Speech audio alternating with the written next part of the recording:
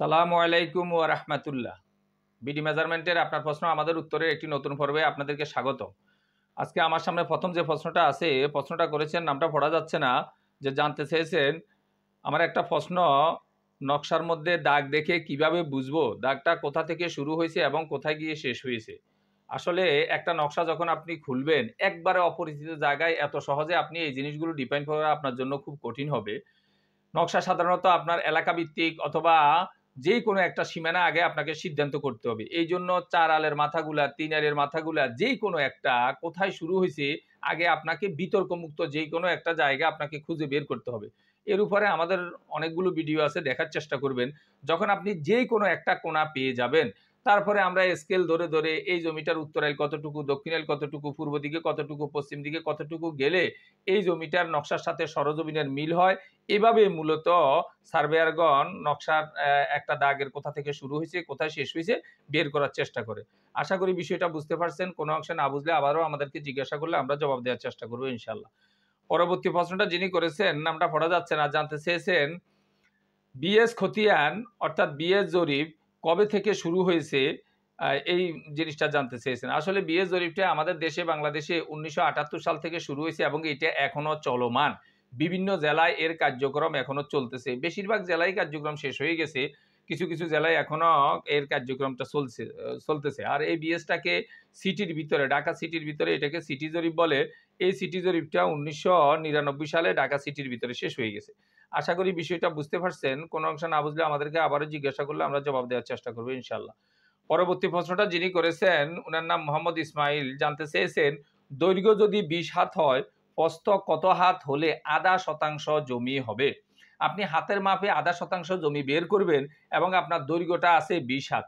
তাহলে যেহেতু আমরা জানি যে 1 শতাংশ সমান 193.60 বর্গ হাত, এই 193.60 বর্গ হাতকে আপনি আধা, অর্ধেক অর্থাৎ 0.5 দিয়ে গুণ করবেন, তাহলে আপনার আধা শতাংশে কত বর্গহাত এটা চলে আসবে। আমি এখানে আপনার সুবিধার জন্য করছি 193.60 বর্গহাতকে যখন আমি 0.5 দ্বারা অর্থাৎ 0.5 দ্বারা যখন গুণ করছি 96.8 বর্গহাত হয়েছে।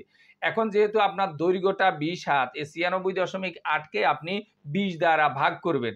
ভাগ করার পরে আমার অপর দিকের আইলটা অর্থাৎ প্রস্থটা দেখাইতেছে এখানে 4.84 হাত। অর্থাৎ এখন 4.84 হাত বললে এটা এত সহজে বোঝা যাবে না, 4 হাত পরিপূর্ণ হাত। 0.84 হাতকে আপনি ইঞ্চিতে নেবেন। 0.84কে যখন আপনি 18 দ্বারা আপনি গুণ করবেন, অর্থাৎ কোনো হাতকে 18 দ্বারা গুণ করলে এটা ইঞ্চি হয়ে যায়। এখানে হইল আরো 15 ইঞ্চি। অর্থাৎ আপনার হিসাব মতে আপনি একদিকে যদি 20 হাত দিলেন দৈর্ঘ্য, অপর দিকে যদি আপনি 4 হাত 15 ইঞ্চি দেন, তাহলে আপনার এখানে জমিটা হবে আধা শতাংশ। আপনার সুবিধার জন্য আমি যে হিসাবটা মুখে বললাম এটা আমি এখানে লিখে দিলাম। আপনি ইচ্ছা করলে এটাকে একটা স্ক্রিনশট নিয়ে রেখে হিসাবটা দেখতে পারেন, অথবা ভিডিওটাকে থামাইয়া আপনি আপনার হিসাবটা ভালোভাবে বুঝে নিতে পারেন। আশা করি বিষয়টা বুঝতে পারছেন। কোনো অংশে না বুঝলে আমাদেরকে আবারও জিজ্ঞাসা করলে আমরা জবাব দেওয়ার চেষ্টা করবো ইনশাল্লাহ। পরবর্তী প্রশ্নটা যিনি করেছেন ওনার নাম হলো খান মোহাম্মদ জহিরুল ইসলাম সাহেব, জানতে চেয়েছেন স্যার আসাবার 3 নং স্তরে বাতিজার সাথে বাতিজি থাকলে 2-1 অনুপাত হবে। খুব ভালো প্রশ্ন আপনার।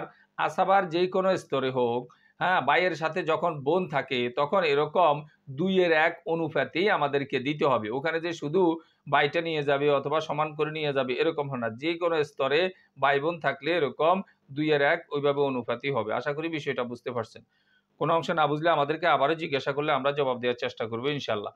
পরবর্তী প্রশ্নটা যিনি করেছেন মোহাম্মদ নাজমুল সাহেব, জানতে চেয়েছেন বাবার ওয়ারিশ বাগেরটা 2 জন সমান পাবে। বাবার ওয়ারিশান হিসাবে বাঘে 2 জন সমান পাবে, কিন্তু এসে রেকর্ডে জমি বেশি করে নিয়েছে, একজন এসে রেকর্ডে বেশি করে নিয়েছে, এর সমাধান কি?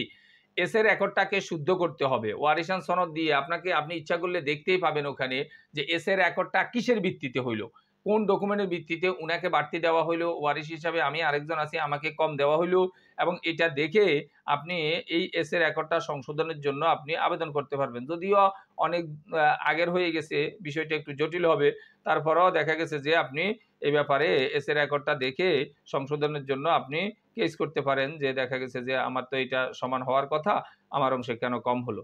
আশা করি বিষয়টা বুঝতে পারছেন। কোনো অংশ না বুঝলে আমাদেরকে আবার জিজ্ঞাসা করার জিজ্ঞাসা করলে আমরা ইনশাল্লাহ জবাব দেওয়ার চেষ্টা করব। পরবর্তী প্রশ্নটা যিনি করেছেন মোহাম্মদ রাসেল মিয়া সাহেব জানতে চেয়েছেন, স্যার ৩টা স্কেলের মধ্যে কোনটা দিয়ে মাপলে বেশি অ্যাকুরেট হবে, বেশি নিখুঁত হবে, এই জিনিসটা জানতে চেয়েছেন। আমরা আমাদের বিভিন্ন ভিডিওগুলোতে ঘন্টার স্কেল দিয়ে কিভাবে জমি পরিমাপ করবেন, 330 স্কেল দিয়ে কিভাবে জমি পরিমাপ করবেন, গুনিয়া স্কেল দিয়ে কিভাবে জমি পরিমাপ করবেন, এই বিষয়গুলো নিয়ে আলোচনা করছি। ওখান থেকে আপনি প্রশ্ন করেছেন যে কোন স্কেলটা বেশি নিখুঁত হবে। আসলে এই যাবৎকালে যে স্কেলটা দিয়ে, যেটা দিয়ে সবচাইতে বেশি অ্যাকুরেটের কাছাকাছি পৌঁছা যায় ওইটা হলো ঘন্টার স্কেল। ঘন্টার স্কেলটা বেশি নিখুঁত। এরপরেও দেখা গেছে যে ঘন্টার স্কেল এবং গুনিয়া স্কেল এই ২ টাতে আপনি সবসময় লিংকের মাপ পাবেন। আর 330 স্কেলটা এটাতে আপনি ফুটের মাপ পাবেন। এখন এটা হয়তো সবাই একটু বুঝবেন না। যেহেতু আপনি লিংকের মাপে যদি আপনি মাপেন, আপনি লিংকের মাপে, ফুটের মাপে যেই মাপেই মাপেন না কেন, যেই কোনো স্কেল দিয়ে মাপেন না কেন, আপনি ১-২ লিংক, ১-২ ফুট ভুল করার সম্ভাবনা রাখে। প্রত্যেক সার্ভেয়ারের জন্য এটা এই অবস্থা। এখন যদি আপনি লিংকের মাপে ২ লিংক ভুল করেন, তাহলে ওদের দেখবেন কত ইঞ্চি জায়গা নষ্ট করবেন। ১ লিংক সমান ৭.৯২ ইঞ্চি, প্রায় ৮ ইঞ্চি। ২ লিংক যদি আপনি ভুল করেন, তাহলে আপনি ওদের ১৬ ইঞ্চি জায়গা নষ্ট করে ফেলছেন। কিন্তু ফুটের স্কেল দিয়ে যদি আপনি ২ ফুট ভুল করেন, দেখবেন ২ ফুট হইল ২৪ ইঞ্চি।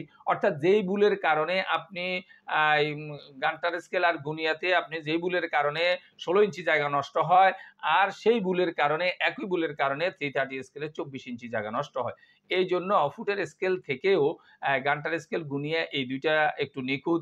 আর এই ২ টার মধ্যে আমরা বলি যে গান্টার স্কেল অনেকটা নিখুঁত, এইটুকু বলা যায়। বাকি একজন সার্ভেয়ার হিসেবে প্রত্যেকটা স্কেল আপনার কাছে থাকতে হবে। প্রত্যেকটার উপরে ধরবেন, হ্যাঁ? বিভিন্নভাবে একটু জুনিয়র লেভেলের হইলে তো একাধিকবার মাপবেন, একাধিকবার ধরবেন, নিখুঁতভাবে একটু ধরার চেষ্টা করবেন। এভাবে আমরা নিখুঁত করার চেষ্টা করব। আশা করি বিষয়টা বুঝতে পারছেন। কোন অংশে না বুঝলে আবারও আমাদেরকে জিজ্ঞাসা করলে আমরা জবাব দেওয়ার চেষ্টা করব ইনশাআল্লাহ। ভিডিওটি ভালো লাগলে লাইক, কমেন্ট এবং শেয়ার করবেন। আমাদের ধারাবাহিক ভিডিওগুলো পাওয়ার জন্য চ্যানেলটাকে সাবস্ক্রাইব করবেন। এই আশাবাদ ব্যক্ত রেখে আমাদের আজকের প্রশ্ন উত্তর পর্বটা এখানে শেষ করছি। আল্লাহ হাফেজ।